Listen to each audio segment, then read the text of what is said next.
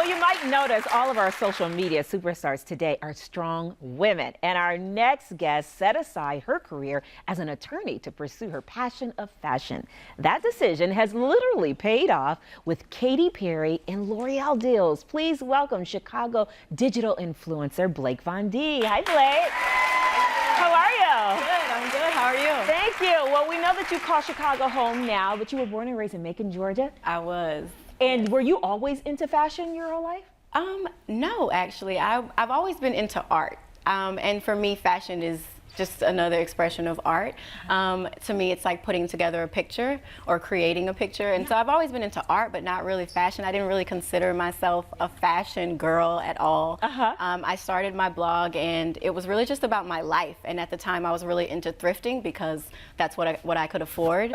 And people were just always like, well, where'd you get that? Or why did you put that together that way? And it just sort of evolved into a fashion space. Okay, so where does you went to Spelman. I did. So where does the attorney part come in? At some point you decided you wanted to be an attorney. What kind of law were you practicing or wanted to practice? Oh gosh, my whole life is like a winding road. I wanted to be a public defender. Okay. And I did that my first semester of law school, and I spent every single day crying.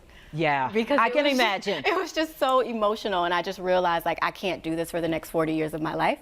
But I really, again, am into art and fell in love with intellectual property and trademarks and copyright and internet law and all of that. And I just began to sort of marry that with what I was already doing in my blogging space. So it came together. It was just a long road to get there. Right. At what point did you realize that this is a career, what you're doing right now and how you've blossomed it? Because we're going to get into the Katy Perry and L'Oreal deals, but at some point the light bulb went off and you had to go, you know what, I'm going to switch over to this and make this thing work.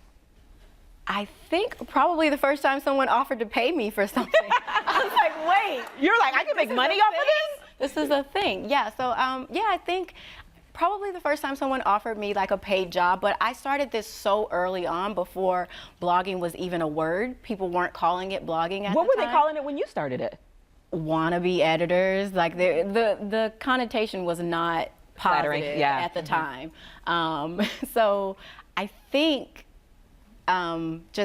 I got into it so early that it wasn't a career for a lot of people. But as time has changed and like the digital space has sort of evolved, it has become like a full-time job for a lot of people. So. Exactly. And now you have had deals with Katy Perry and L'Oreal. Tell us about that. Yes, congratulations. The Katy Perry thing was very shocking and unexpected. I got an email and they were like, Katy found you on Instagram. She loves you. She wants to use you for her new campaign. And it just, in a matter of like a week, I was in LA and shooting a campaign with Katy Perry. No way. How does Katy Perry find somebody? I mean, like that. I have no idea. And do you know she has the most followed Twitter page of anybody in the world? I did not know that. Like the most followers of anybody in the world. And so I was like, how did she find me? And they're like, did you ask her when you got to meet her? Did you say, well, I was so nervous. We never got to that part. But yeah, it was very organic and just sort of came together. And I think what I loved most about that campaign is that it wasn't about followers, it wasn't about my social media, it was really just about me and my story. And I really liked that it was like about something that was true to me and not necessarily as like the numbers, because you can get caught up in that stuff sometimes. I'm sure you can.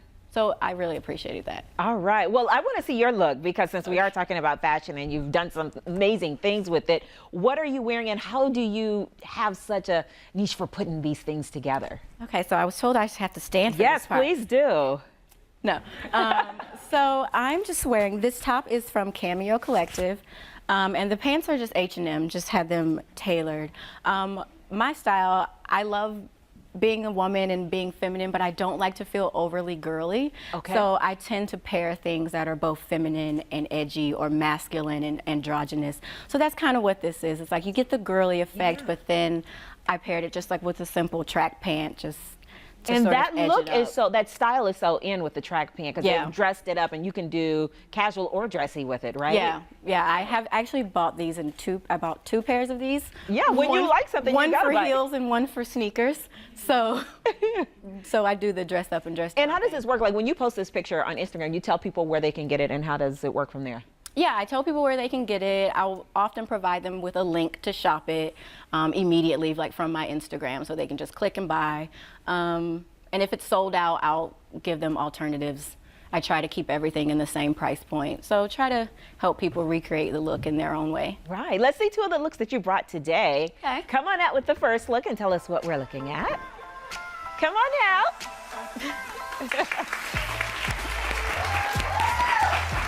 Okay. So this is my friend Fanny. She is wearing just a jumpsuit. This is something that I would wear, just very simple and to the point. But again, I like to pair it with edgy or very like masculine sort of pieces, so that's where the jacket comes into play. And I like things that are sort of oversized and not really clingy and very fitted. And statement earrings are kind of the thing that I've become known for on my Instagram, and so I always throw in a fancy earring and a red lip for my looks. Yeah, that looks great. And I love how you paired it with the white shoes. White shoes are so on trend. White shoes are so on trend.